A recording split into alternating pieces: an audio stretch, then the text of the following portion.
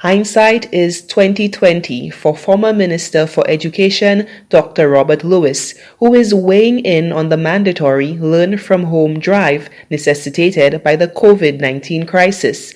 The move by the Ministry of Education looks to mitigate the instructional drawbacks caused by the pandemic. However, some have pointed out inadequacies in e-learning resource capacity that has overshadowed a smooth transition for educators and students.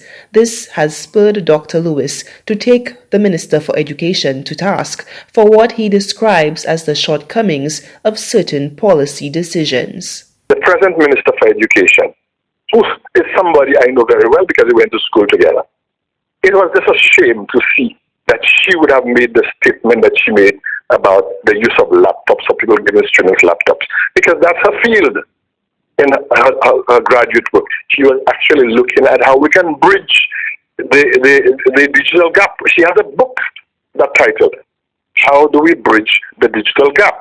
And if she, because somebody who was uninformed in her administration was saying we would not do it, then she should have had the guts to stand up to whoever it was and say, we need to do this because this is where the world is going. Dr. Lewis says the move to equip students with personal computers was in keeping with global trends. The government has squandered an opportunity, and there are things about the economic lifeline of this country that I'm seeing. If the government had only thought some of the money it spent in a number of projects, if only they had used it in the education of our children, these laptops.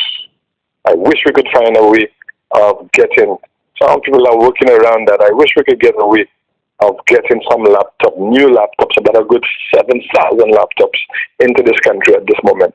You would see how our young people would thrive because being at home, they are very creative. The former education minister views the COVID-19 crisis as a catalyst to re-energize the laptop program. He calls for officials to put into practice the lessons learned. I am confident that the St. Labour Party government, back in government, will make sure that it continues that program, to revamp it and to get it better, because it wants to make sure that our children are not disadvantaged and they are not left behind. That's what it means, not left behind, not what we're doing now. But I want to make sure I say to the teachers, I really commend them, because over the last 4 weeks, what the schools in this country have been doing with the little that they have, they're doing a phenomenal job. Dr. Lewis admits that e-learning cannot replace face-to-face instruction for the holistic development of a student. However, he believes the education process can be augmented by bridging the gap between the virtual and physical classrooms.